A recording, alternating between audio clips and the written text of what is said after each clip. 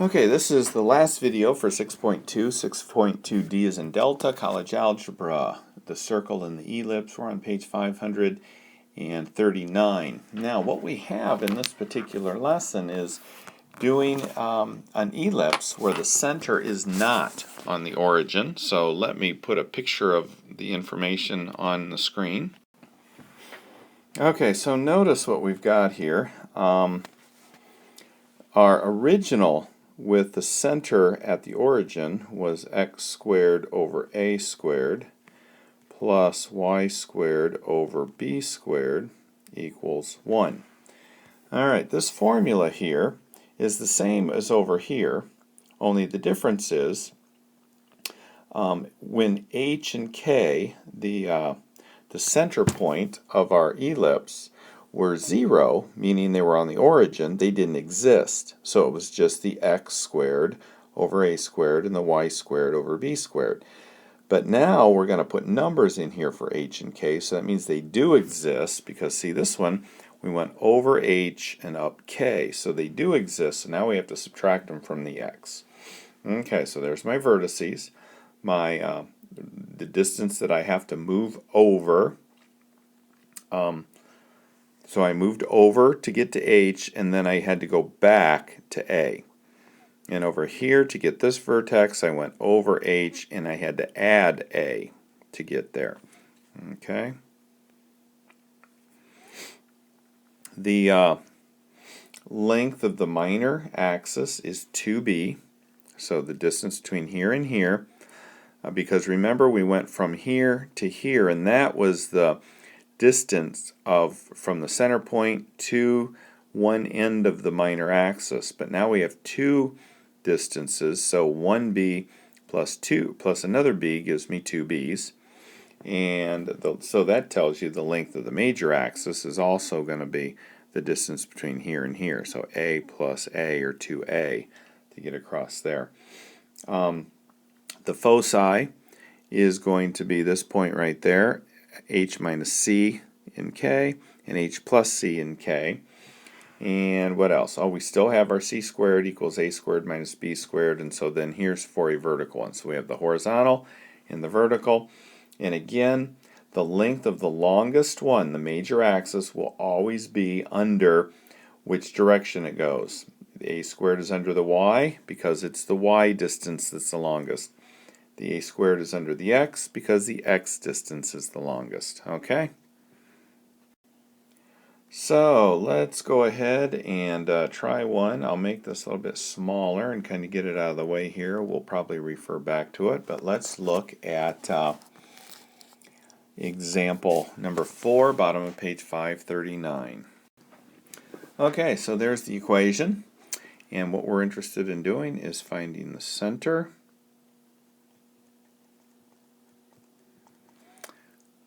the vertices, and the foci. Okay, so those three things are what we're looking for, and then it says draw the graph, which we can do that pretty easily from there. So let's first of all rearrange everything. In fact, I'm going to get rid of all of this. We know what we're looking for, so let's give us some more room to work.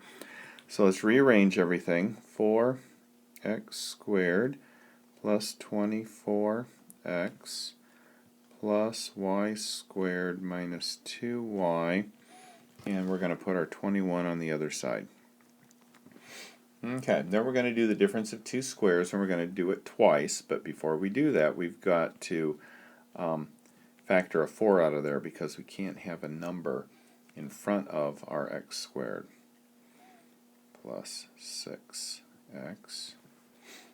Okay, and then we've got our plus y squared minus 2y equals negative 21.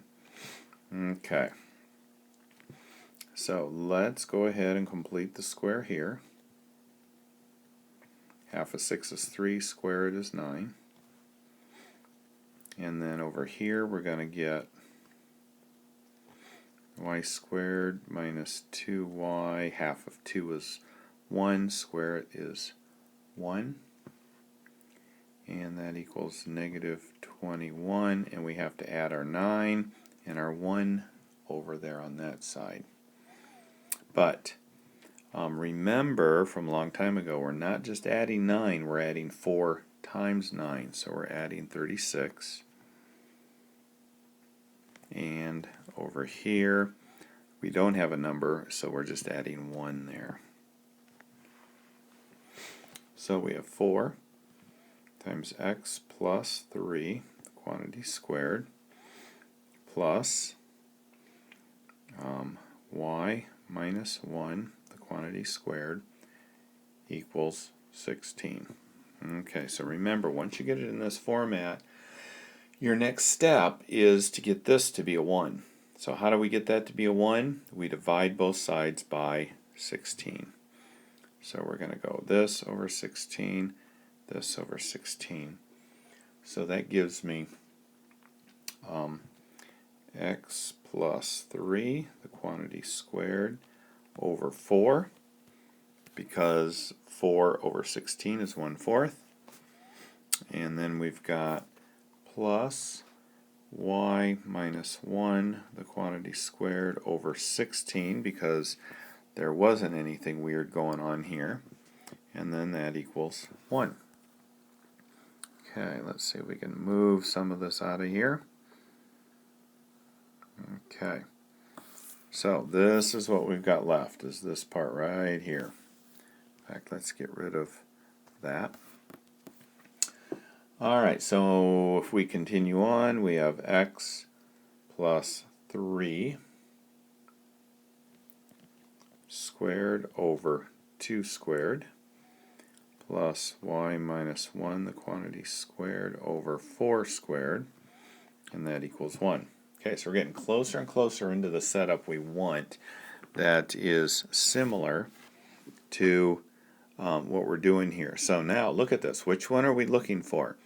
My biggest number is right here, and it's under the y, so we're going to use this formula right here because my major axis is vertical. So let's make that a little bigger so we can see what we've got there. Alright, and another thing you want to look at, see, these are minus signs, so we have to make sure these are minus. So that one is, but we have to change that one. So we're going to make it x minus a negative 3 squared over 2 squared, plus the quantity y minus 1 squared over 4 squared equals 1. Okay, so that's looking pretty good there. I know that my center is this, negative 3, negative 1. So let's go ahead and write that. My center is negative 3, negative 1. So that's kind of nice to have that. And I know my A is 4 and my B is 2. So A is 4 and my B is 2. And what am I looking for this? If you remember right, they wanted me to find the center, the vertices, and the foci. Okay, so I have my center. So let's go ahead and find the vertices. The vertices on this particular one, in fact, let's get our stuff together here and get some of this out of our way so it's not so confusing. Okay, so we're going to take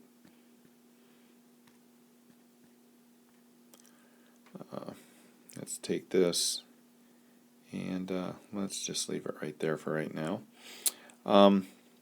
Our vertices are, let's look here, h, k minus a. Do we have that information? Yes, we do. We have our h, and my h is negative 3, and my k is negative 1. It's the two parts to my center. In fact, I guess I should change this to a positive 1, shouldn't I? You're probably wondering, why in the world do I keep putting a negative there? I've got a 1 right here, not a negative 1. So I've got negative 3, positive 1 there. So my h is negative 3, and my k is positive 1. So it says here when I'm doing this, in order to find my vertices, I take my k and I subtract my a from it. Okay? So, and I also take my k and I add my a.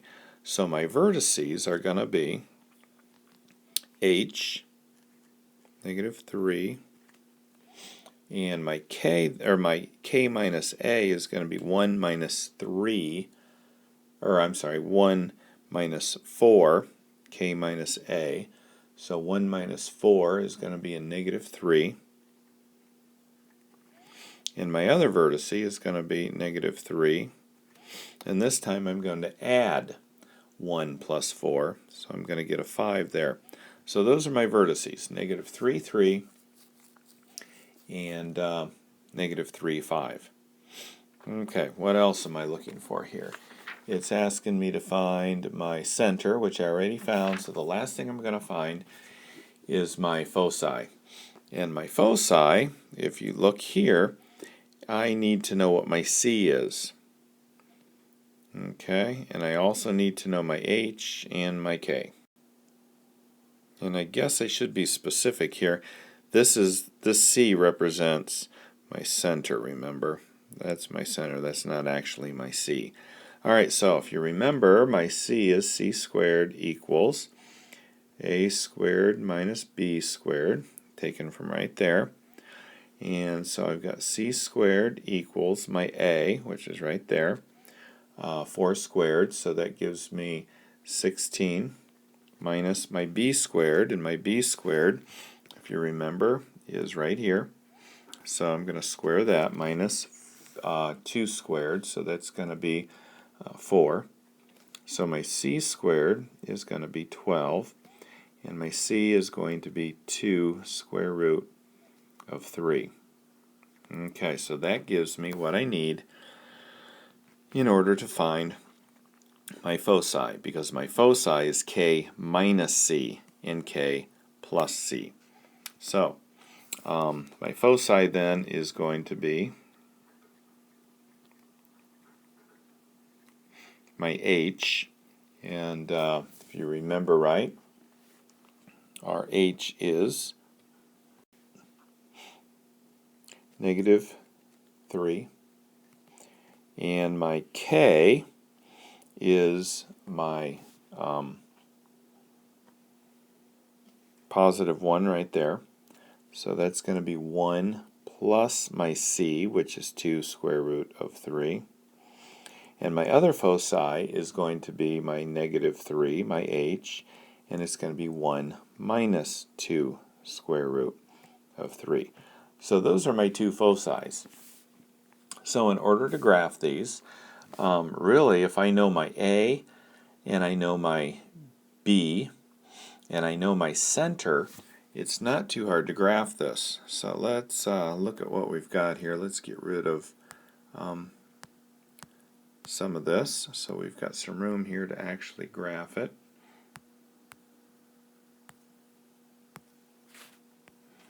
Okay, so let's see what we've got here. We will graph it right here. I know it's vertical, and I know my center is at negative 3, 1. So I'm going to come over negative 3 and up 1. So that's my center. What else do I know? I know my B is 2. So I know the distance from here to here is 2, and from here to here is 2. Okay, and I also know my A.